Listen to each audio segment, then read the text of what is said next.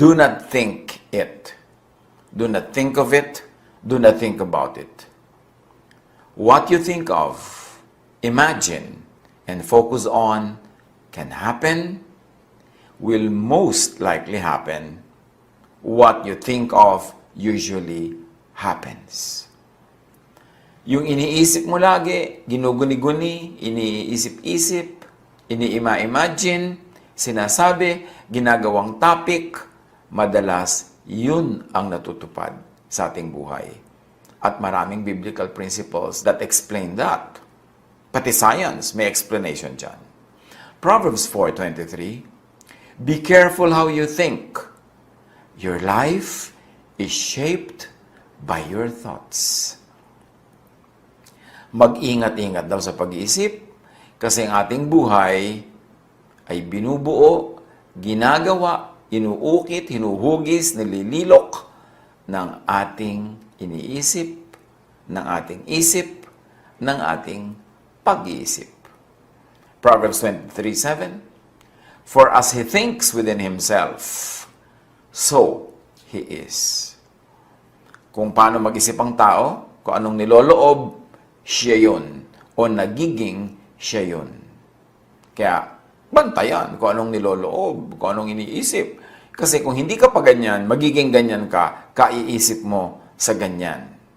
Words, thoughts without words, deeds, actions, and movements without words are also prayers.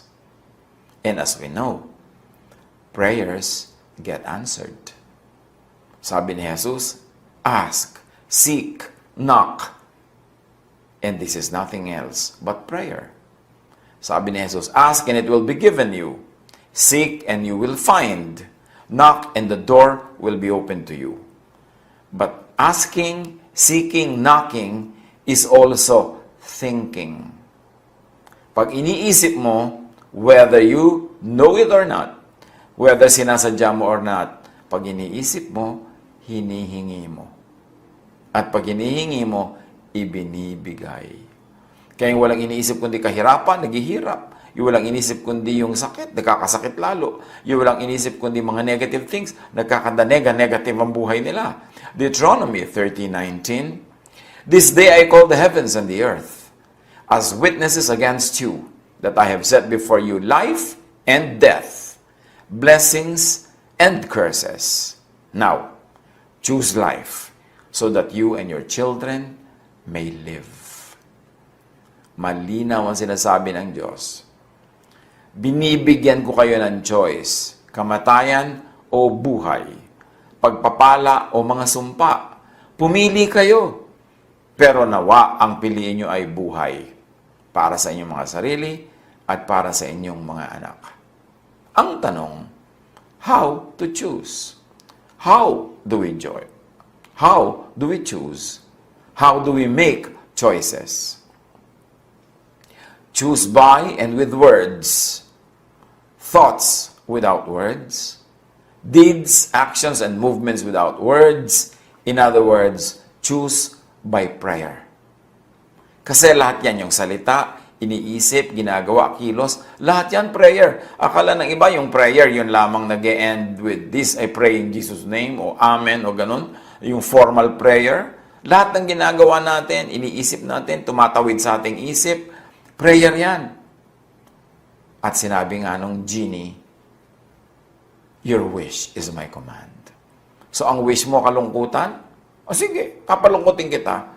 Pero sasabihin naman na iba, bakit ko naman i-wish ang kalungkutan? Siyempre hindi. Pero laging kalungkutan ang iniisip mo. Laging kalungkutan ang ini-imagine mo. Laging nagmumukmuk ka sa kalungkutan. Ang pinapakinggan mo, malungkot. Ang pinapanood mo, malungkot. Prayer mo yun. Lulungkot ka. Because the heavens answer prayer. Maging watchful lang tayo na marami tayong prayer na ginagawa. Akala natin hindi tayo prayerful. May nagsasabi, alam nyo, hindi ako prayerful. Talaga? Pero lagi kang i-chismis. Lagi mo pinag-uusapan ng nawa ay lumungkot ang kapwa mo, nawa ay mabisto yung mga may mga mali, nawa ay magumulo ang buhay nila. Pero tatalbog sa kanila yun at didikit sa'yo. So ang iniisip mo, yun ang mangyayari sa buhay mo. So actually, nagpe-pray ka. Akala mo lang hindi. Yung iba naman, pray ng salita, akala nila nagpe-pray na sila, pero hindi pa rin pala. Kasi nagpe-pray lang sila ng salita na yon while they are praying. But before and after their formal prayer time, yung lahat ng tumatawid sa kanilang isip, ini-imagine nila, pinag-uusapan nila, yun din ang prayer nila. So alin ang mas marami doon? Yung formal prayer or yung actual, real prayer without words and with some words and without observation. And this means mentioning, expecting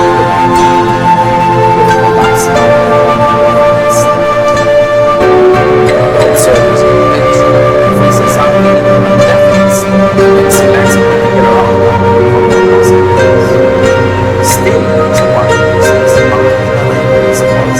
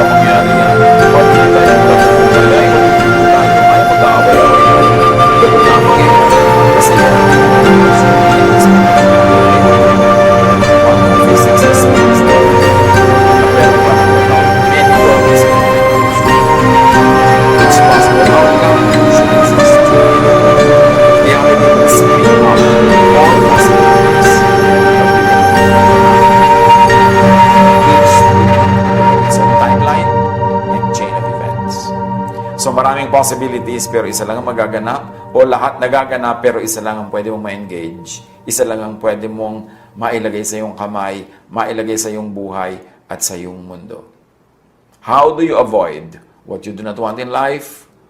Do not wish it for others. Yung ayaw mong dumating sa buhay mo, huwag mong asamin, iplano na mangyari sa iyong kapwa. Kasi mangyayari yun sa iyo. May reverse din yan, what you like for yourself, wish for others. Kung anong gusto mo mangyari sa buhay mo, yun din ang hilingin mo mangyari sa kapwa.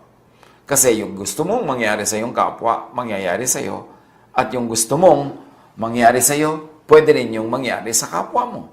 Pero yung ayaw mong mangyari sa iyo, huwag mong i-wish na mangyari sa iba. 2 Corinthians 20:14, at the present time, your plenty will supply what they need, so that in turn, their plenty will supply what you need.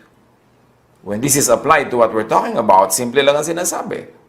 Kung ang kariwasaan mo ngayon ay makakatulong sa karukhaan ng iba, darating din ang panahon na ang kariwasaan nila ang tutulong sa iyong karukhaan. Kung paano ka tumutulong sa iba ngayon, ganun din sila tutulong sa iyo sa ibang araw. Kung ano ang gusto mong mangyari sa iba, kung ano ang ginagawa mo sa iba, siyang mangyayari sa iyo. Galatians 6:2, carry each other's burdens, and in this way, you will fulfill the law of Christ. When you carry each other's burdens, each other will also carry your burden. But when you become a burden to others, especially pag sinasadya mo, maliciously, magkakaroon din ng ibang burden sa iyong buhay. Kasi babalik sa iyo. Pinawawalan mo sa langit tulad ng isang boomerang. Romans 12:20-21, if your enemy is hungry, feed him. If he is thirsty, give him something to drink. Kasi yun din ang mangyayari sa iyo. Matthew 7:12, so, in everything, do to others what you would have them do to you. For this sums up the law and the prophets. Ang tunay daw na katas, ang tunay na gata at latik ng lahat ng law and prophets at mga teachings nila, ganito yon. Gawin mo sa iba ang gusto mong gawin nila sa iyo. Kasi ang ginagawa mo sa iba, yun ang babalik sa iyo. Sa classical physics, may tinatawag na third law of motion. Every action is an equal, opposite reaction. Parang gravity. Kung 10 kilos ang weight mo, kung gano'n kakagaan, yun ang itutungtong mo sa lupa. Ang itutulak ng lupa paakyat, 10 kilos din. Kaya hindi ka tumatalbog at hindi ka lumulubog. Kasi yung weight mo na ibinibigay sa earth, yun din ang weight na ibinibigay niya pabalik para mag-balance. So, kung ano ang ginagawa mo, yung katumbas nun sa kabila, sa other side of the number line, ang ibibigay sa'yo. Kaya merong number line may positive side, may negative side. Pag may negative 3, merong positive 3. Pag merong positive 7, may negative 7. Laging may katumbas ang lahat. Langit man ay may katapat na lupa. Lupa ay may katapat na langit. Lahat may katumbas. At yan ang sinasabi ng classical physics at sinasabi din naman ng Bible. Kung anong binibigay mo, siya mong tatanggapin. Ganon-ganon ang sukat. Kasi laging balance ang nature. Sa accounting ng nature, debit, credit, zero balance. Ganon. Kaya kung gusto mo na positive ang dumating sa buhay mo, positive ang ibigay mo sa kapwa. Kung gusto mong tumanggap ng isang basket, magbigay ka ng isang basket. Kasi laging merong third law of motion. Sa quantum physics naman, sinasabing every particle has its equivalent and opposite or antiparticle. An antiparticle will have the same exact property, but only opposite in charge. Isa pa rin ang sinasabi, laging may katumbas, laging may balance. Creation runs in perfect balance. Do not invite, welcome, host thoughts that you do not like for yourself, even if intended for others. Kung ayaw mo magkasakit, huwag mong i-wish na magkasakit ang kapwa. Kung ayaw mong mapahamak, huwag mong gustuhin mapahamak ang kapwa. Pag may iniisip ka at ginugustong mapahamak, napapahamak ka rin. Meanwhile, pag meron kang binabless, nabe-bless ka rin. You give what you give away. And you lose what you selfishly keep. Genesis 4:7, if you do what is right, will you not be accepted? But if you do not do what is right, sin is crouching at your door.